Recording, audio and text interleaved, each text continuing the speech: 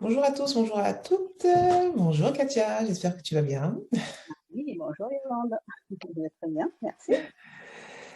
Je vous présente Katia qui est naturopathe. Donc, je vais la laisser se présenter et en même temps, je vous présenterai aussi la hypnose thérapie. Je te laisse te présenter. Donc, je suis Katia Alfred, je suis naturopathe, iridologue, kinésiologue et également Reiki. Et je fais également des techniques manuelles, telles que les massages hédonistes et autres types de massages pour permettre aux personnes d'être dans un état de bien-être permanent. Hmm, ça, c'est bon, ça. Le bien-être, c'est la base, hein. Oui, tout à fait. Alors, je vous explique un peu ma chaîne Elite News Thérapie. Donc, je fais appel à des praticiens de la santé, à des professionnels, donc, pour parler sur des sujets précis qui touchent notre quotidien. Donc là, on va prendre un sujet qui est quand même assez intéressant, qui est le stress, parce que bah, on entend beaucoup aux infos en ce moment via la conjoncture là du Covid-19, qu'il y a beaucoup de personnes qui sont stressées et aussi énormément de personnes qui vivent très très mal en fait le fait d'être resté à l'intérieur, de ne pas pouvoir trop non plus sortir. Katia va nous expliquer comment, en fait, on peut éventuellement, on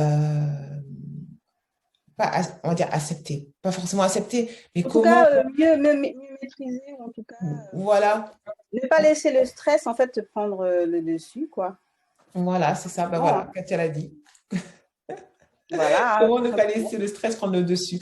Voilà, Oui, Katia va nous parler de ça. oui, oui, oui. Donc en fait, je vais le parler de manière très, très, très simple, hein, pour que ce soit clair. En tout cas, j'espère, je l'espère. C'est vrai que le stress, en fait, a été identifié depuis plusieurs années comme le mal du siècle. C'est vrai que à l'origine, il est à l'origine de l'installation de nombreuses maladies graves, et il est un perturbateur pour la santé, pour notre état de santé. Ça. Et il peut entraîner un épuisement professionnel chez certains ou une véritable dépression chez d'autres personnes. Donc, c'est vrai que apprendre à mieux gérer son stress, c'est d'abord comprendre le mécanisme, donc savoir qu'il s'agit d'une réaction physiologique et, face à un environnement hostile. Avant, quand on parle d'environnement hostile, en temps de la préhistoire, on réagissait, le stress était un outil pour pouvoir rester en vie, pour pouvoir être alerte. Et on était on était dans un environnement hostile, on avait une situation, et tout de suite, on avait des poussées, on sécrétait de la cortisone, de l'adrénaline, et on pouvait réagir très rapidement donc, à une situation de stress, à notre environnement. Et maintenant, en fait, l'environnement est également hostile, mais différemment, c'est-à-dire de manière un peu plus insidieuse, parce que en fait, cet environnement hostile, eh bien, c'est notre vie au quotidien. Tout ce que nous faisons, tout cet acharnement à pouvoir être performant, Mm. et sans prendre le temps de prendre soin de soi.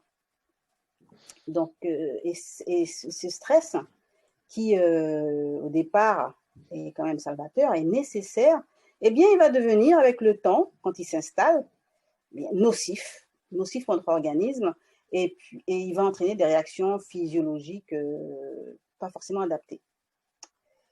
Alors, il va mettre en jeu des neuromédiateurs. Quand je parle de neuromédiateurs, ce sont également, qu'on appelle aussi parfois, souvent aussi des hormones, qui sont au nom de trois, enfin, qui sont trois: l'adrénaline, Mm. la sérotonine et la dopamine. Et enfin, une autre qui est hyper importante, que vous connaissez tous, c'est le cortisol. Voilà. Mais avant d'en parler précisément, il faut comprendre que quand même le stress est une réaction, est une réponse de l'organisme pour s'adapter aux situations inconnues. Et donc, il permet vraiment au corps de maintenir son équilibre. Je l'ai déjà dit, mais je préfère quand même repréciser que le stress n'est pas quelque chose de mauvais. Ce n'est pas mauvais pour nous en soi, enfin, au départ. C'est après, quand il s'installe et qu'il devient chronique, là, il devient vraiment dangereux. Donc, c'est vrai que j'ai parlé de 3 neuromédiateurs, tels que l'adrénaline. Il faut comprendre que moi, je présente notre corps comme une petite voiture. Voilà, comme une petite voiture. Et quand on a une voiture, quand on se lève le matin, eh bien, ou quand on rentre dans sa voiture, on va tourner le bouton, on va démarrer le starter. Et le starter, pour nous, dans notre corps, c'est la dopamine. C'est ce qui va nous booster, c'est ce qui va nous permettre d'être dans une bonne énergie et d'avoir envie d'aller bosser, d'avoir envie de faire des choses. Voilà, on se sent, waouh, j'ai la pêche le matin. Donc voilà, c'est la dopamine. Ensuite, on a l'adrénaline ou noradrénaline. Là, je ne vais pas rentrer dans les détails non plus. Je vais utiliser le terme d'adrénaline parce que c'est un mot que tout le monde connaît et a déjà entendu. Qui va intervenir, lui, qui va être, on va dire, comme notre carburant, l'essence. Je le présente comme ça, voilà, l'essence qui va être diffusée au cours de la journée, qui va nous permettre de faire tout ce qu'on a à faire et d'être dans de bonnes conditions, d'être heureux de faire ce qu'on fait, etc. Et ensuite, en fin de journée, on a la sérotonine qui va être le frein. C'est le frein à main. C'est celui qui va nous permettre de ralentir, de mettre sur pause, de prendre un temps pour soi, de se préparer à l'endormissement, de se préparer pour la nuit qui arrive, de se préparer pour pouvoir mieux sécréter l'hormone du sommeil, etc. Et donc, ces 3 hormones sont hyper importantes. Et ensuite, on a bien sûr le cortisol, qui est un puissant anti-inflammatoire, d'ailleurs qu'on utilise également dans certains médicaments. C'est ce qui va nous permettre justement de vivre, de s'adapter à ce stress. Mais c'est vrai que le cortisol, quand il est sécrété au début, tout va bien, donc il nous permet de nous adapter, mais après, si ce stress dure trop longtemps, il va être sécrété en trop grande quantité. Et c'est là où ça devient compliqué. Dangereux. Voilà, dangereux. Donc en fait, le stress, le mécanisme, c'est qu'il y a 3 phases. Donc devant toute situation de menace, donc on va appeler cette phase, c'est une phase d'alarme. Donc l'organisme, eh bien, va se préparer au combat. Il sécrète de l'adrénaline et du cortisol, mais en petite quantité. Il va mobiliser nos ressources énergétiques qui vont être nécessaires pour la fuite. Quand je dis la fuite, parce qu'en fait, à la base, c'était ça. On a un stress, on sécrète de l'adrénaline, du cortisol, et on sait quoi faire tout de suite. On fuit, ou bien on va lutter. Et donc, ça va être ça. Donc, au début, phase d'alarme, on sécrète de l'adrénaline, un petit peu de cortisol, et donc, tout va bien. On arrive à gérer nos stress, on n'est pas encore totalement irrité, on vit les choses, mais c'est-à-dire qu'on a du boost, on se sent bien. On est prêt à faire, par exemple, comme ce que je fais là, à faire une petite vidéo, ou comme toi, Yolande. Avec plein d'énergie, voilà, avec énergie, etc., à présenter la structure, voilà. Et ensuite, quand ce stress commence à durer, on a une deuxième phase qu'on appelle la phase de résistance. Donc, c'est en cas de stress prolongé. Et là, le cortisol, il s'élève et va commencer à s'accumuler. Et la sérotonine et la dopamine vont être sollicitées à ce moment-là. Et de façon importante. Pourquoi? Parce que, bon, comme le stress, il commence à durer, on a besoin de ces neuromédiateurs, de ces hormones pour pouvoir se dire, allez hop, vas-y, on est crevé, c'est vrai, là, on a une pression. Mon employeur me donne pression parce que c'est dans 2 jours que je dois faire ma présentation. Et allez hop, je sécrète un petit peu de dopamine le matin pour me lever, j'ai la pêche, un peu de sérotonine. Mais dans le temps, eh bien, ces 2 hormones, ces 2 neuromédiateurs, eh bien, ils vont s'épuiser. Ils vont rapidement s'épuiser. Et plus on va sécréter du cortisol, plus ces 2 neuromédiateurs vont s'épuiser. Et plus, donc, en fait, on aura moins de capacité à s'adapter à ce stress, à le réduire, à travailler dessus. Et ensuite, il y a la dernière phase, c'est la phase de l'épuisement. La phase de l'épuisement, c'est un taux de sérotonine et de dopamine aura des pâquerettes qui sont complètement effondrées. On n'a pratiquement plus, on n'a plus l'énergie, le corps non plus n'a plus de force pour en sécréter. Mais le cortisol, lui, eh bien, il reste élevé. on sécrète du cortisone, mais en voiture, voilà, comme ça, mais en très grande quantité. Il reste très élevé. Et là, on parle en fait de burn-in. Burn-in. Oui. Et l'organisme, en fait, essaye encore de s'adapter. C'est-à-dire que le cortisone nous maintient. Et là, on est, on est stressé, mais au maximum. Et là, on a un comportement, on est irritable, on est dans des comportements et des attitudes très négatives. Et on a aussi des pensées très négatives. Et quand, au bout d'un moment, c'est sûr, hein, les surrénales qui sont les organes qui vont sécréter le cortisone, ben, ils vont également s'épuiser. Puisque si ce stress il perdure dans le temps, eh bien, le cortisone également va s'épuiser. Et quand ce cortisone va s'effondrer à son tour, c'est ce qu'on va appeler le burn-out. Ok. Voilà.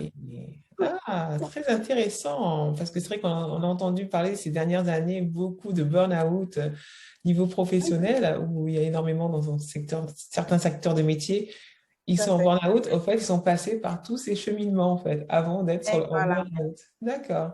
Oui, en fait, un événement stressant va provoquer une réaction en chaîne normale. C'est une réaction en chaîne normale hein, qui va débuter dans le cerveau.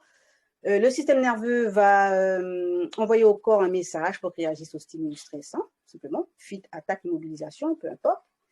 Et justement, eh bien, ce stimuli-là, s'il dure, si on est dans cette situation de stress, par exemple, je sais que c'est dans un mois que je dois faire une présentation très importante qui aura des incidences financières pour la société, etc. Eh bien, pendant un mois, je vais être dans une situation de stress qui va aller C'est crescendo. vrai.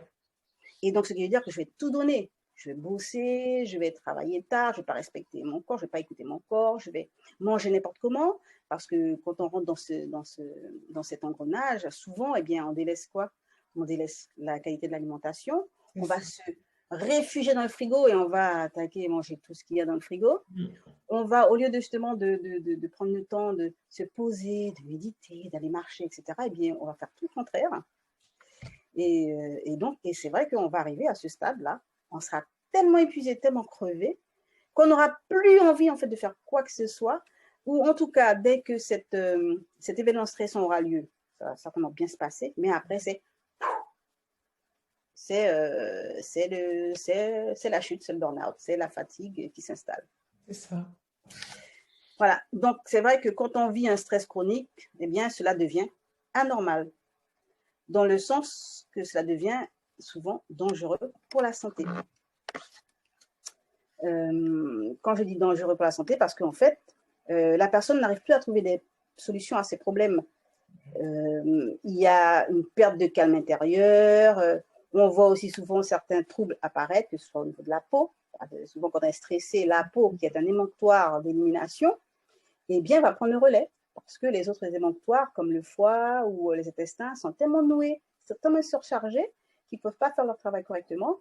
Et donc, la peau va prendre le relais. Et on aura souvent des problèmes de peau, des boutons, de l'eczéma, du psoriasis, en fait, toutes ces Ah, ça ressort. pathologies qui vont être des points d'alarme hein, qui nous disent alors stop, stop, stop, stop, tu es stressé, prends du temps pour toi, pose-toi, etc. Et voilà. Et ce qui est intéressant, c'est que pouvoir justement régulariser cet état et redevenir dans un état, on va dire, moins stressant et pouvoir comment dire, maîtriser cet état de stress, eh bien, on va pouvoir travailler, on va pouvoir le faire en ayant une bonne assiette, grâce à l'alimentation. Pourquoi l'alimentation? Parce qu'on a parlé tout à l'heure de 3 neuromédiateurs. On a parlé de la sérotonine, de la dopamine, de la noradrénaline. Eh bien, ces neurotransmetteurs, on les trouve souvent, ils permettent, ils jouent un rôle important sur l'humeur, sur la gestion des émotions. Et bien sûr, pour pouvoir les assimiler, on va pouvoir, comment dire, on va pouvoir eh bien, les assimiler, les sécréter à partir de notre alimentation. Ils sont fabriqués, c'est vrai, au niveau de pour certains dans les intestins, d'autres au niveau du cerveau, mais ils vont être libérés dans notre cerveau, c'est vrai. Mais c'est vrai que l'alimentation, en choisissant bien certains aliments, on va pouvoir aider notre corps à les fabriquer. Par exemple, que la sérotonine, en fait, est synthétisée à partir d'un acide aminé qu'on appelle le tryptophane. Eh bien, waouh, super, le tryptophane, on peut en trouver dans toutes les protéines. Et on peut en trouver également dans toutes les protéines, pardon. Dans toutes les protéines. Et l'adrénaline, pas l'adrénaline, pardon, la dopamine est synthétisée à partir également de la... J'ai un tout petit trou, je suis désolée. Ça arrive, ça arrive. Oui. Ce n'est que ça. À partir de la tyrosine, pardon. Voilà. Et donc, ces deux éléments sont des acides aminés que l'on trouve dans les protéines. Alors, c'est vrai que, comme je disais, là, c'est mon stress qui monte. Ah, stress, tout à fait, là, on est en plein dedans. c'est le bon sujet, là. Donc, pour réguler le stress, On voit ta couleur on change. passe également par la respiration. Donc, je respire. Voilà. Voilà. Donc, je reviens à notre assiette. Pour réguler le stress, pour pouvoir bien justement ne pas être dominé par ce stress, eh bien, on va donc travailler sur notre assiette. Et notre assiette doit être riche en vitamines. Vitamines du groupe, les vitamines du groupe B, les vitamines du bien-être. B1, B6, B9, B12. Ce sont des vitamines, en fait, qui participent à la synthèse de ces neurotransmetteurs. Donc, on va privilégier les légumes à feuilles vertes, les légumes secs, les fruits de mer, le foie, et puis aussi, on va saupoudrer, si possible, notre salade tous les jours de germes de blé, par exemple. D'accord. Il y a beaucoup d'autres choses, mais par exemple. Ensuite, le fer également participe à la synthèse des neurotransmetteurs, donc à la synthèse de la dopamine, sérotonine, etc. Donc, on va miser souvent, pour nous qui venons des dom-toms, on va miser souvent sur le boudin noir, sur le foie, et puis également sur la viande rouge, sur les lentilles, les haricots blancs. Les lentilles, les haricots blancs, ce sont des protéines également. Ce sont des protéines végétales, mais ce sont des protéines. Les pois chiches, également les amandes, les noix, etc. Et puis aussi, bien sûr, l'apport de fruits, de légumes riches en vitamine C, qui va permettre d'augmenter l'assimilation du fer. Par contre, en revanche, le thé, le café, eh bien, on va entraver l'absorption de ces neurotransmetteurs. Donc, il faut quand même diminuer justement l'absorption de ces deux substances. Je sais que beaucoup de personnes sont accros au café, qui peut être une source qui peut stimuler, qui peut être une source d'énergie. Mais c'est que le problème, c'est que quand on est dans l'excès, au-delà d'une tasse par jour, eh bien, ce café, justement, va entraver l'absorption de ces neurotransmetteurs. Ah bon? Ensuite, oui. Ensuite, il faut un cerveau aussi bien huilé. Parce qu'en fait, dans la transmission de l'influx nerveux, la qualité des membranes de toutes nos cellules est super importante, est déterminante. Et cette qualité va dépendre de la richesse en acides gras, et en particulier des oméga-3. Tu as déjà entendu parler des oméga-3. On en parle sans arrêt depuis quelques années. C'est devenu comme le stress, un sujet à la mode. Eh bien, c'est vrai que ce n'est pas une blague. Les oméga-3 sont hyper importantes.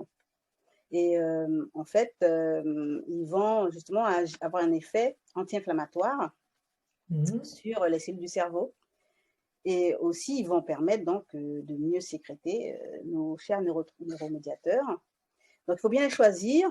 Les oméga-3, on en trouve dans l'huile de colza, et plein d'autres huiles encore, hein, et puis également les oméga 9 qu'on va trouver dans l'huile d'olive.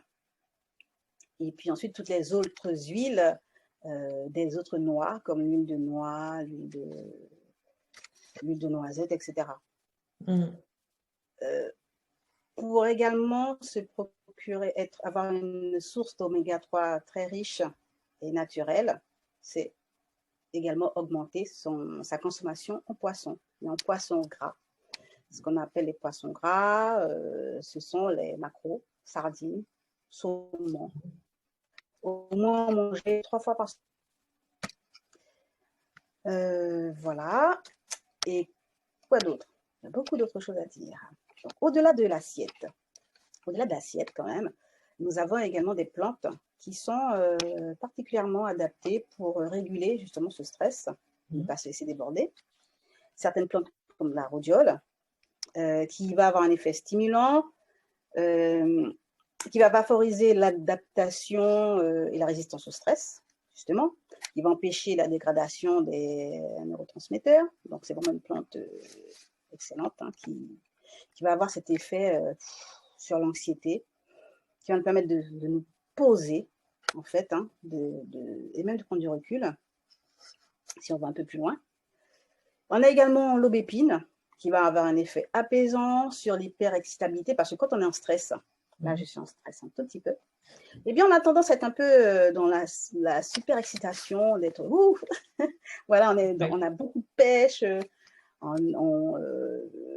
Par exemple, je vais parler de moi, quand je suis un peu stressée, peut-être là je pense que je suis encore un peu stressée, eh bien je vais avoir un débit vocal très rapide, ou bien je vais être très vive, voilà, et très excitée, et donc ça c'est ma réaction au stress, comme ça je vais réagir. Eh bien l'aubépine va être une plante super adaptée à mon cas, parce qu'il va avoir un effet apaisant, il va avoir un effet également relaxant, anxiolytique et même hypnotique, c'est-à-dire qu'on va être vraiment zen.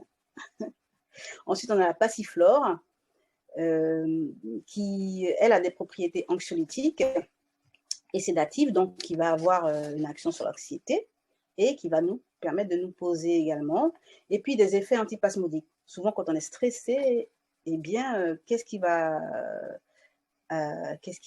subir ce stress? Qui va subir ce stress? C'est ce qu'on appelle notre deuxième cerveau, les intestins. Et souvent, on a les intestins noués, on est soit constipé, ou parfois c'est l'inverse, totalement relâché, et puis on est dans les diarrhées. Et ça aussi, le stress peut s'exprimer comme ça. Donc la passiflore va avoir donc cette action antispasmodique, donc qui va soulager les douleurs, qui va soulager souvent les intestins et permettre de se relâcher. Et puis enfin, une grande plante qui est vraiment intéressante, c'est la valériane, qui a un effet anxiolytique et qui a des propriétés sédatives et hypnotiques aussi, et qu'on utilise beaucoup pour avoir un sommeil de bonne qualité et éviter aussi les réveils. Là, c'était des petites astuces au niveau de la phytothérapie, au niveau des plantes. Comme j'avais dit quand même, c'est vrai que le stress est nuisible, mais il ne s'agit pas de l'éliminer parce que il est quand même, c'est un facteur important dans notre développement et pour pouvoir, comment dire, pour pouvoir avoir l'énergie, hein, pour pouvoir justement mener à bien tout ce qu'on envisage dans notre journée. Donc, c'est vrai qu'il y a des petites astuces, on va dire des petites astuces qui sont inspirées par la nature. C'est-à-dire que, par exemple, dans la journée, vous allez bâiller volontairement plusieurs fois. Voilà, le fait en fait, de bâiller va permettre de relâcher les tensions, relâcher les tensions que ce soit au niveau de la mâchoire, au niveau du corps, les muscles. Voilà, je baille. Voilà, et bien le fait de bâiller, tout de suite, tu te sens un peu quand même moins tendu, plus relâché.